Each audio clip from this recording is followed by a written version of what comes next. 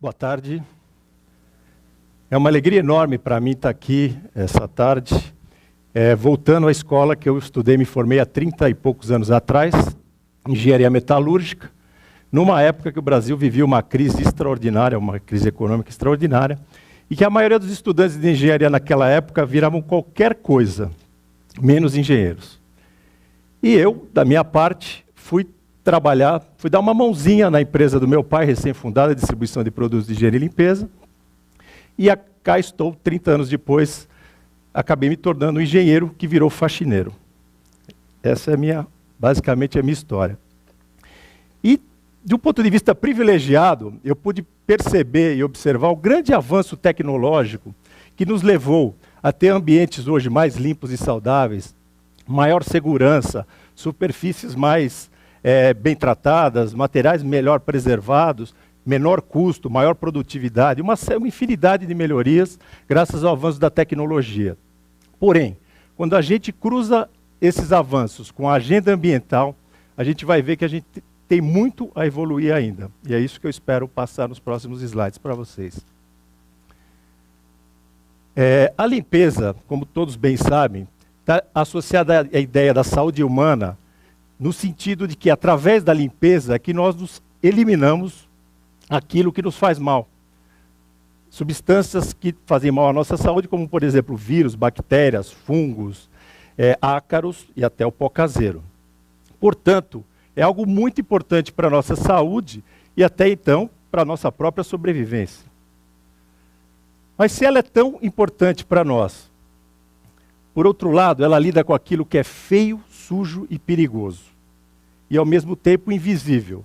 Invisível no sentido de que a gente não enxerga aquilo que é foco primário, ou seja, os micro-organismos. A gente não vê aquilo que é a ação primária do que nós estamos fazendo. Invisível no sentido também que ninguém gosta de olhar, de ver fazendo. É preferível que ela seja feita longe dos nossos olhos. E aí, o que a gente faz então? A gente delega para as nossas faxineiras em casa, ou ao 15º plano nas nossas organizações. E como é que a gente fazia a limpeza no século passado, 30 anos atrás? Como é que a gente tratava isso? A gente tratava com a mesma simplicidade que está na definição do dicionário Aurélio. Uma simples atividade nesse sentido. Limpeza é o ato ou efeito de limpar. Ponto. E aí, a gente chega a essa conclusão. Era muito braço e pouca tecnologia. Aí, para nossa alegria, engenheiros adoram o processo. Mais para frente, já quase na virada do século XXI, a gente felizmente descobre que limpeza é o processo de localizar, identificar, conter, remover e desfazer-se de forma adequada de substâncias indesejáveis de uma superfície ou de um ambiente. Uau! Isso é um avanço e traz uma complexidade que faz frente àquilo que a gente precisava, que é uma visão sistêmica. E também, para nossa alegria, a gente descobre que precisa de muita tecnologia e ciência para lidar com isso, como física, química, biologia, mecânica. Engenheiros são bem-vindos nesse caso, e toda a parte de ciência, academia e tudo mais. Mais tarde, a gente começa a se dar conta de uma série de coisas e a gente percebe que, para ter o objeto de conquistar um ambiente limpo e saudável, os ambientes que a gente vive ou trabalha, a gente entra manipulando produtos químicos, ferramentas, acessórios, um montão de embalagem que a gente leva para dentro desses ambientes. E se a gente não fizer isso de maneira apropriada, a gente vai estar descartando toneladas de resíduos no ambiente, na atmosfera, no esgoto ou em aterros sanitários. Bom, a gente não se dava conta de um monte de coisa. Por exemplo, que a gente submetia os operadores de limpeza, os faxineiros, ou as pessoas no seu ambiente de trabalho em casa, à contaminação ou risco pelos VOCs, os compostos voláteis orgânicos, que são aquelas substâncias que exalam dos produtos químicos, de colas, do carpete, do mobiliário e de adesivos, e que, dependendo da sua concentração, pode fazer muito mal para a nossa saúde. A gente não se dava conta também do efeito de um hábito muito perverso, que era comum antigamente, e que hoje em dia ainda não estamos livres dele, que é o de montar coquetéis de limpeza. É muito comum nas nossas casas, as faxineiras, as donas de casa, fazerem montagem de produtos, combinarem produtos com a expectativa que nós tornaremos esses produtos mais potentes. E isso, pode olhar na casa de vocês até hoje, não é difícil de encontrar. E com isso, a gente conseguia exatamente o contrário. Os produtos ficam menos eficazes e a gente acaba produzindo novos produtos, novos componentes que, na verdade, vão fazer mais mal à nossa saúde. E podem provocar dores de cabeça, doenças respiratórias, alergias, e em alguns casos pode ser até fatal. Em suma, não nos dávamos conta também da finitude dos recursos renováveis ou não renováveis do planeta, na medida que a gente extrai para a produção, desenvolve produtos e o descarte, e muitas vezes de substâncias tóxicas na natureza. E gerando um grande desperdício de produtos, e esse desperdício, ele se dá hoje ainda também, não é uma coisa que nós estamos livres dele, na medida que a gente não acredita na prescrição de uso do produto e acaba usando sempre um pouquinho a mais. Por exemplo, aquela colher a mais de sabão em pó que a gente põe na máquina para garantir, aquele detergente a mais na esponja, no sentido que a gente acredita que também terá melhor resultado. Isso é um desperdício enorme, sem falar no desperdício de água, que é colossal nas atividades de limpeza, até hoje. E que é muito comum hoje nas ruas das nossas cidades, é muito comum você observar as pessoas às vezes varrendo a calçada com a mangueira até tirar a última folhinha de água. Isso eu tenho certeza que vocês já testemunharam algumas vezes no cotidiano nosso. A gente não nos dávamos conta também do efeito nefasto da eutrofização, que é provocado pelo fosfato, que está presente estava presente, né, principalmente nos detergentes em pó. E o fosfato, ele é um nutriente, ele é usado em fertilizantes. Ele é um nutriente que provoca o crescimento de algas, que sequestra o oxigênio da água, provocando a mortandade de peixes. A gente não nos dávamos conta também, mas passamos a dar, felizmente, do buraco que a gente estava fazendo na camada de ozônio através do gás CFC, no caso, usado como propelente dos nossos produtos de limpeza e muitos outros, refrigeração e alguns desengraxantes industriais também. Esse nós já tivemos consciência e, de uma certa forma, já basicamente eliminamos da nossa agenda. E, finalmente, não nos dávamos conta da quantidade de carbono que a gente jogava na atmosfera e joga na atmosfera, na extração de matéria-prima, na produção, no transporte, no uso e no descarte dos nossos produtos, fazendo com que a temperatura da Terra aumente, provocando aquecimento global e, consequentemente, mudanças climáticas de sérias consequências para a nossa própria sobrevivência no planeta. Ou seja, navegávamos entre produtos e processos pouco eficazes e muito agressivos à saúde e ao meio ambiente. Quando a gente faz a limpeza, a gente usa uma enormidade de água, como eu falei, produtos, muitas vezes com grande desperdício.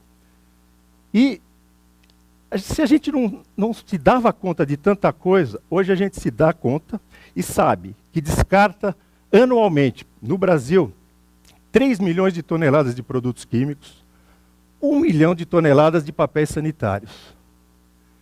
Isso, se a gente colocasse num trem de carga, a gente teria um comboio de 40 mil vagões, de 600 quilômetros de extensão, suficiente para ligar São Paulo a Belo Horizonte, sem sair do lugar.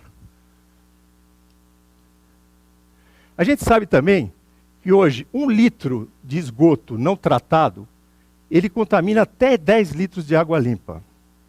A gente sabe também que cada cidadão ocidental produz 500 quilos de lixo por ano.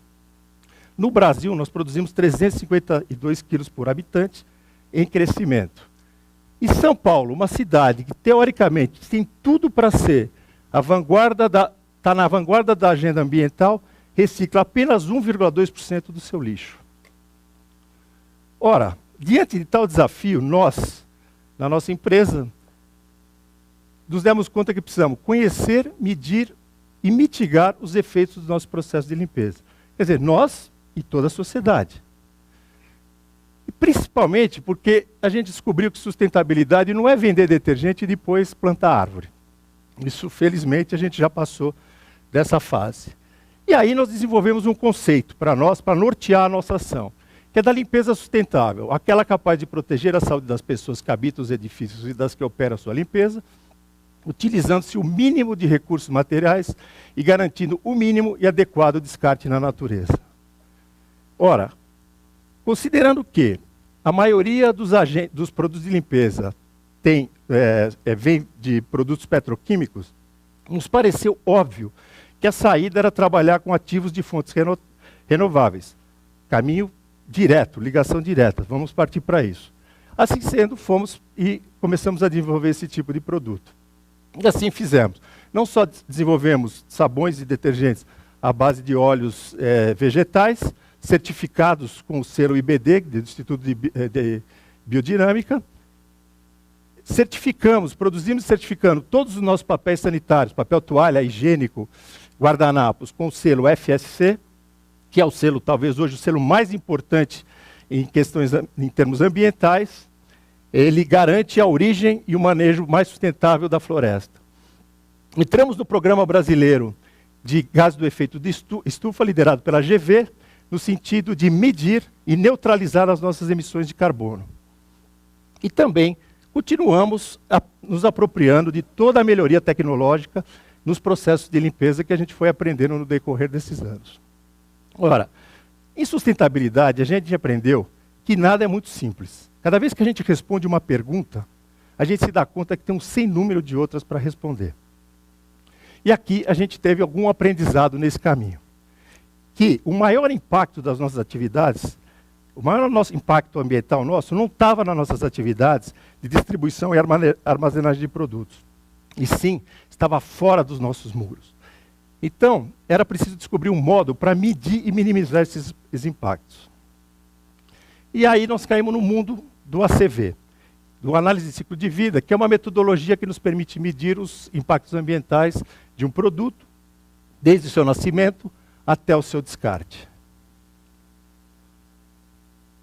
E esse estudo nós tivemos a felicidade de fazer junto com a academia, a Química da Poli nos acolheu e passamos a desenhar em conjunto um produto de fontes renováveis, de ativos de fontes renováveis, de óleo de palma, vindo da Ásia.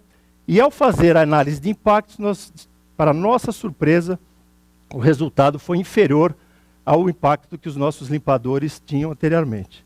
Ficamos absolutamente surpreendidos e tivemos vários aprendizados nessa fase, muito importantes para definir o próximo passo, porque a nossa ideia sempre era de tornar cada vez mais concreto o nosso conceito de limpeza sustentável. O primeiro aprendizado é que as matérias-primas de fontes renováveis são afetadas por dois fatores muito importantes. Dependendo de onde ela é produzida, certamente a matriz agrícola do país, ou seja, como que eles usam a água, qual é o uso de fertilizantes, de defensivos, etc. Isso vai impactar de maneira importante o resultado ambiental, o impacto ambiental de determinado ativo ou produto. Também a matriz energética desse país é muito importante, fundamental, para definir o impacto. Ou seja, se a energia é de fontes não renováveis, ou de fontes como carvão mineral, energia termoelétrica, essas coisas todas, certamente também trará algum impacto importante no resultado final. E as distâncias e os meios de transporte terão grande impacto de qualquer maneira, em qualquer caso. É muito melhor você, por exemplo, importar um produto, se você receber em Paranaguá ou em Santos, fará toda a diferença no resultado final. E aí partimos efetivamente para fazer a gestão do ciclo de vida dos nossos produtos. E aí fizemos o design de um novo produto, com abundâncias de ativos ainda de fontes petroquímicas, esses dois ativos, e tivemos resultados extraordinários. Ou seja, nós conseguimos uma redução desses novos produtos do impacto ambiental da ordem de 80% no aquecimento global, 95% na toxicidade terrestre e 90% na toxicidade humana. São resultados extraordinários, mas a gente sabe que o ACV, a análise e gestão de ciclo de vida dos produtos, é uma tendência inexorável veio para ficar, mas ela não será suficiente para garantir que nós teremos um impacto cada vez melhor na questão ambiental. E aí, o que falta adicionar nisso? Falta adicionar um protagonismo de todos nós. Aqui, estudantes, engenheiros, gestores, facilities, gestores prediais, donas de casa, cidadãos em geral, no sentido de efetivamente adotar essas novas tecnologias, usar os produtos que efetivamente causam menos impacto, serão certamente produtos concentrados, com diluição no local, com descarte adequado, e certamente a gente prevenir sujar menos antes de ter que limpar. Isso é um fato. Eu me despeço aqui com uma visão sobre o futuro, como a gente enxerga essa questão. É uma visão em que os produtos de limpeza, após executar a sua função, serão, de maneira equilibrada, nutrientes para a flora e para a fauna. E os trabalhadores da limpeza receberão uma excelente educação, transformando-se em agentes ambientais, uma vez que todos nós, cidadãos, estaremos gerando pouquíssimo ou quase nenhuma sujeira. Muito obrigado.